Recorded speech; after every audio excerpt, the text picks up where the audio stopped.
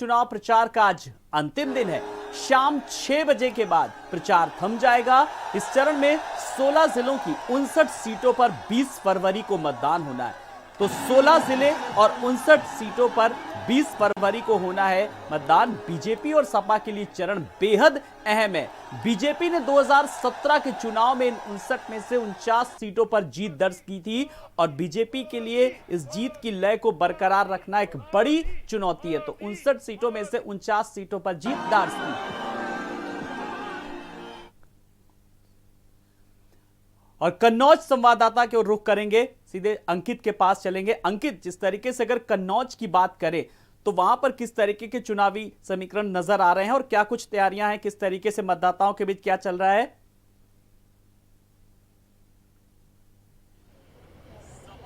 जी, आपको बता दें, अगर बात करें कन्नौज ज़िले की तो कन्नौज ज़िले में भी लगभग 5 बज चुका है। 5 बजने के बाद में जो चुनाव प्रचार है पूरी तरीके से थम जाएगा। वहीं जो जिलाधिकारी ने अभी कुछ देर पहले मीडिया से प्रेस वार्ता करके सारे जो दिशा निर्देशन है मीडिया को जारी किए। मीडिया के द्वारा जनता को और जो प्रत्याशी हैं उनको बताने के लिए प्रेरित किया गया। वहीं अगर बात करें कन्नौज समीकरण की तो कन्नौज में अगर पूर्व चुनाव की 2017 के विधानसभा चुनाव की अगर बात करें तो 2 सीटों पे भाजपा का कब्जा था। वहीं सदर सीट पे जो सपा का गढ़ कहा जाता है, जो सपा का कब्जा सदर सीट पे था। वहीं अगर इस बार के चुनाव के समीकरण की बात करें तो कन्नौज की जो सदर सीट है वो हॉट सीट बनी हुई है, क्योंकि यहाँ से जो भाजपा के प्रत्याशी हैं असीम अरोड़ा, जो पूर्व IPS अधिकारी हैं, उनको भाजपा ने मैदान पर उतारा गया। वहीं अगर तीनों विधानसभा की बात करें लगभग 12 लाख लगभग 69,000 से कुछ अधिक से जो मतदाता हैं वो तीनों विधानसभा में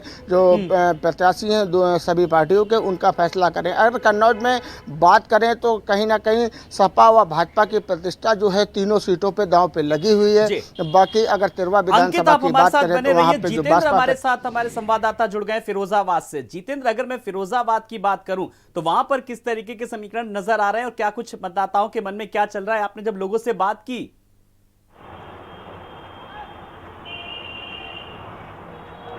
देखिए आलोक जी, फिरोजाबाद में 5 विधानसभाएं सीटें हैं और 5 पर भाजपा और सपा का जो कांटे का टक्कर है, कांटे का मुकाबला है। जैसे बात की जाए तो कई ऐसी सीटें हैं जिनमें समाजवादी पार्टी अभी तक काबिज थी, लेकिन वहां परिवर्तन के नज़र आ रहे हैं। और अभी तक 4 सीटों पर भाजपा के विधायक थे, लेकिन अब ये जो रेशियो है वो घटता नज़र आ रहा है। साफ तौर पर मतदाता साइलेंट है, कुछ भी कहने को तैयार नहीं है, कुछ भी बोलने को तैयार नहीं है। जिस पार्टी या जिस दल का नेता उनसे बात करता है वो उसके पक्ष में बात करते हैं। वोट किसको देंगे ये वो 20 तारीख को तय करेंगे। तो ऐसी स्थिति में आलोक जी, जो मतदाता का रुझान है वो स्पष्ट नहीं हो पा रहा। इन सब बातों को लेकर हम लोग ये कयास नहीं लगा पा रहे आखिरकार किसकी जीत होगी किसकी हार। बिल्कुल जितेंद्र, आपने बहुत सही आकलन किया कि वोटर बहुत इस बार अगर बात करें तो साइलेंट नजर आ रहा है। लेकिन इस बीच अगर आपने ग्राउंड जीरो पर जब गए, आपने लोगों से बात की होगी, तब उनके मन की क्या बात है, चल क्या रहा है उनके मन में?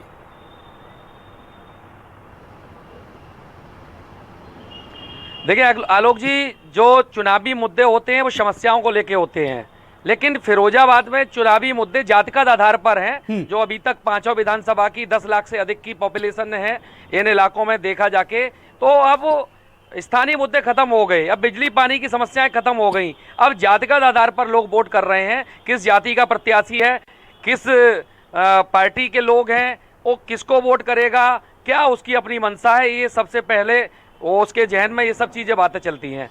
दूसरी बात आ जाए कि फिरोजाबाद में किस यानी टॉपिक को लेकर जनता वोट करेगी, तो देखिए शहर में स्वास्थ्य, शिक्षा और सुरक्षा की बात की जाती है। गांव में किसान जो परेशान है, फसल बर्बाद हो रहा है जानवर से, उस फसल की सुरक्षा को लेकर बात करता है। तो इन तमाम पहलू हैं। शहर की जनता अलग मुद्दे पर वोट करेगी और गांव के लोग, किसान जो लोग हैं, वो सुरक्षा के साथ साथ किसानों की जो समस्याएं हैं, फसल की बर्बादी है और आवारा जो पशु हैं उनसे कैसे बचा जाए, इन सब मुद्दों को लेकर इस बार वोट करने जा रही है। बिल्कुल जितेंद्र, आपने कहा शहर की जनता और ग्रामीण जनता के अलग अलग समीकरण नजर आ रहे हैं। जितेंद्र, आप हमारे साथ बने रहिए, हम आपसे कुछ और भी अपडेट लेना चाहेंगे। अंकित के पास एक बार फिर चलेंगे। अंकित, जिस तरीके से इतर नगरी की अगर बात करें तो इतर एक बड़ा मुद्दा इस बार बना है। हर सरकार के प्रत्याशी वहां पर गए और उसने कहा कि हम इसको अंतरराष्ट्रीय स्तर पर पहुंचाएंगे। तो ये इतर फैक्टर कितना काम आता नजर आ रहा है? जी आलोक, आपको बता दें, जैसा कि हमारे साथी अभी जितेंद्र ने कहा है कि जो ग्रामीण क्षेत्र के मतदाता हैं और शहरी क्षेत्र के मतदाता हैं, उनका अलग अलग मत होगा, अलग अलग उनके वोट डालने के। अगर ग्रामीण क्षेत्रों की बात करें, जैसे कि आपने इत्र की बात उठाई है, अगर कन्नौज जिले में जितनी भी रैली हैं, जो भी बड़े नेता हैं, सबसे बड़ा मुद्दा यहाँ पे इत्र का रहा है। लेकिन अगर किसानों की बात करें, जिस तरीके से हमने ग्राउंड जीरो पे जाके किसानों से बात की है, किसानों से चर्चा की है, तो उनका कहना है, जैसे कि अभी हमारे साथी जितेंद्र ने भी कहा है कि सबसे बड़ा मुद्दा जो ये जानवर हैं, जानवर कहीं ना कहीं किसानों के बीच में काफ़ी आते नजर आए। कई हमारे किसानों से भी बात, उनका भी कहना है कि जिस तरीके से प्रमुख मुद्दा जो किसान बनाए बैठे, कहीं ना कहीं ये जो अन्ना जानवर हैं, जो ये किसानों को परेशानी है, ये सबसे बड़ा मुद्दा किसानों की समस्या जो कन्नौज में हावी रहेगा। जी बिल्कुल, आप हमारे साथ बने रहिए। तो जितेंद्र भी लगातार हमारे साथ जुड़े हुए हैं, साथ ही साथ अंकित भी हमारे साथ जुड़े हुए हैं। कानपुर संवाददाता अवनीश हमारे साथ जुड़ गए हैं। अवनीश, लगातार वहां पर दिग्गजों के दौरे चल रहे हैं, रोड शो चल रहा है, जनसभाएं चल रही हैं। इस वक्त फिलहाल क्या कुछ चल रहा है, क्या तैयारियां नजर आ रही हैं? देखिए, तैयारियां पूरी तरह हो चुकी हैं और पूरा युद्ध सच होगा और तय करेगा कि इस वक्त किसकी सरकार चाहिए। समाजवादी पार्टी सरकार चाहिए, भारतीय जनता पार्टी सरकार चाहिए, कांग्रेस सरकार चाहिए, बहुजन समाज पार्टी सरकार। लेकिन जो मुद्दों पर चुनाव लड़ा गया था, वो मुद्दे इस बार खेती मुद्दे इस पूरे चुनाव से गायब रहे। इस पूरे चुनाव में सिर्फ क्षेत्रवाद और जातिवाद हावी रहा। राष्ट्रीय पार्टियों ने जो मुद्दों को लेकर चुनाव मुद्दे थी, उन मुद्दों को लेकर के वो काफी तक सफल भी रही। उन्होंने आम जनता की समस्याएं थी, बिजली, पानी, सड़क है, रोजगार है, किसान है, रोजगार है, उन समस्याओं को बुला दिया। फिर राष्ट्रीय स्तर की समस्या लेकर के, प्रदेश की समस्या लेकर उन चुनाव लड़ा। तो समस्या जो खेती स्तर की वो वहीं से खत्म होती गई जी। तो ये पहला मामला नहीं है। और रही जब ग्रामीण और क्षेत्र की बात करें, क्षेत्रीय और शहरी ग्रामीण की बात करें, शहरी क्षेत्रों में जो समस्याएं हैं उनके बारे में कुछ सोचता ही नहीं। क्षेत्रों में जो समस्याएं हैं उनके बारे में कुछ सोचता ही नहीं। ग्रामीण इलाकों में लोग भी है, उनकी अलग समस्याएं होती हैं, अन्न पशु है, रोजगारी है, कई और खाद बीज की दिक्कतें होती हैं, वो अलग समस्या हो जाती है। शहरी क्षेत्रों में सड़क, बिजली, पानी महत्वपूर्ण होती है। लेकिन इस बार इस दोनों जगहों पर हर मुद्दे पर चुनाव नहीं लड़ा गया, सिर्फ राष्ट्रीय मुद्दों पर चुनाव लड़ा गया। हर अपना पार्टी अपना एजेंडा बनाया। कोई पेट्रोल फ्री दे रहा था, कोई लैपटॉप फ्री बांट रहा था, मतलब मुफ्त खोरी करने के लिए उकसाया जा रहा था, फ्री राशन बंटवाया जा रहा है लोगों को। कई चीज़ें जो मुफ्त खोरी की आदत डाली जा रही, बजाय उनको काम देने के, रोजगार, लोगों को रोजगार देने के, नई फैक्ट्रियाँ लगाने के, नई इंडस्ट्री लगाने के, उनको हराम मतलब मुफ्त खाना देकर के बनाया जा रहा है। जी अवनीश, अगर बात करें तो अब बहुत कम देर बची है, जब जो प्रचार है पूरी तरीके से तीसरे चरण का अब खत्म हो जाएगा। काउंटडाउन या कहें कि बात करें तो शुरू हो चुका है। लेकिन इस अंतिम दौर की अगर बात करें तो स्टार प्रचारकों की भी कोई कमी नहीं रही। किस तरीके से अमीषा पटेल भी वहां पर आई और स्टार प्रचार किया, हर दल ने यानी कि भरपूर कोशिश की है वोटर्स को लुभाने की। देखिए, काउंटडाउन शुरू हो चुका है। 16 जिलों की 59 सीटों पर मतदान की जो काउंटिंग हो रही थी, यहाँ प्रचार हो रहा था, वो थमने वाला है और कुछ ही मिनट बाद थम भी जाएगा। स्टार प्रचार में कोई कमी नहीं है। अखिलेश यादव से लेकर योगी आदित्यनाथ से लेकर हमें अमित शाह से लेकर और जो अमीषा पटेल से लेकर कोई व्यक्ति नहीं, मनोज तिवारी लेकर जो कानपुर न आया हो। लेकिन सबसे महत्वपूर्ण बात है कि जो जिन सीटों पर चुनाव हो रहा है, जो 16 जिलों की 59 सीटों पर, ये काफी महत्वपूर्ण मायने रखती है। कानपुर बुंदेलखंड तय करेगा कि उत्तर प्रदेश में सरकार किसकी बनने जा रही है, समाजवादी पार्टी गठबंधन की है, भारतीय जनता पार्टी की। अभी तक दो फेज जो इलेक्शन हुए, एक 52 सीट पे हुए, एक 55 सीट पे हुए। अब की सबसे ज्यादा 16 जिलों की 59 सीटों पर मतदान होना है। तो ये निश्चित तय करेगा कि ये जो चुनाव तय हो जाएगा ये सेंट्रल यूपी का, कि ये सरकार किसकी बनेगी।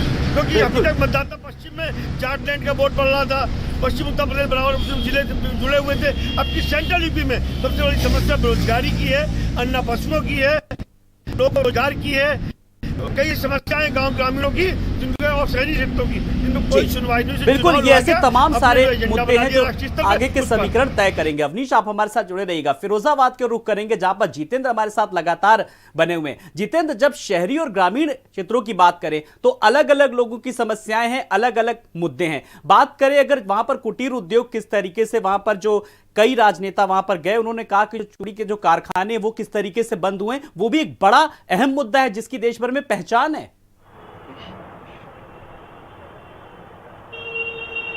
देखिए, बिल्कुल आलोक जी, फिरोजाबाद पूरा कांच उत्पादन क्षेत्र है और ये पूरा देश ही नहीं पूरे विश्व में विख्यात है।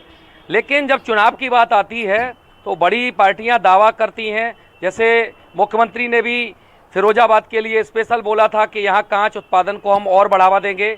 अखिलेश यादव ने भी अपनी पीसी में और अपने मैनिफेस्टो में और यहाँ की जनसभाओं में ये कहा था कि हम फिरोजाबाद के लिए स्पेशल पैकेज देकर यहाँ इकाइयों को प्रोत्साहन करेंगे। ये बातें रह जाती हैं नेशनल मुद्दे की, लेकिन स्थानीय मुद्दे पर, स्थानीय वोटर्स के स्तर पर कोई भी इस तरह की डिमांड नहीं की गई कि जो पार्टी या जो दल हमारी इस तरह की समस्याएं फिरोजाबाद के उत्पादन में बढ़ोतरी करेगा उसको वोट करेंगे। सब खत्म हो गई। केवल किस जाति का है, किस धर्म का है, किसकी गुंडई कितनी भारी है, किसको कैसे नीचे दिखाया जाए, इन सब पहलुओं पर इस बार वोट किए जा रहे हैं।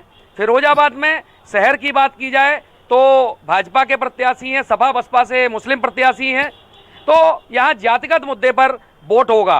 सिरसागंज में समाजवादी पार्टी के सर्वेश यादव हैं, भाजपा ने हरिओम यादव को बनाया है प्रत्याशी, तो यहाँ पर भी इस बात पे होगा कि आप कौन से यादव हैं और मैं कौन सा यादव हूँ।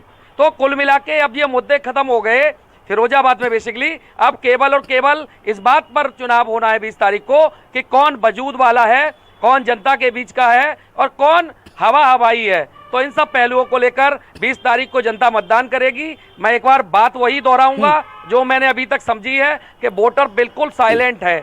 आप जाएंगे, आपसे कहेंगे आपको वोट कर रहे हैं, मैं जाऊंगा मुझे वोट करेंगे, तीसरा जाएगा, लेकिन वो किसको वोट कर रहा है वो अपने मन की बात उसकी टटोलने नहीं पाएंगे आप। 10 साल पहले होता था कि वोटर्स चिल्लाता था, चीखता था कि हम फला व्यक्ति को वोट करेंगे। आप भले ही आप वोट मांगने आए लेकिन हम आपको वोट नहीं देंगे, हम उसको वोट करेंगे, फला को वोट करेंगे। अब तो जो जाएगा उसको वोट करने की बात करते हैं, लेकिन 20 तारीख को किसको वोट करेंगे वो उनका मन जानता है, तो इसलिए कुछ नहीं कह सकते। लेकिन ये बात जरूर है, केवल जातिगत आधार पर वोटिंग होगी। विकास की बात और प्रोत्साहन की बात अब दूर हो चुकी है। बिल्कुल, हमारे साथ आप जुड़े रहिए। कन्नौज से हमारे साथ हमारे संवाददाता अंकित जुड़े हैं। अंकित, अगर कन्नौज की बात करें तो वहां पर फिलहाल किस तरीके से तीसरे चरण का रण में जमकर चुनाव प्रचार हुआ, लोगों ने प्रचार किया, अपने मुद्दे उठाए, फिलहाल हकीकत किस तरीके से नजर आ रही है?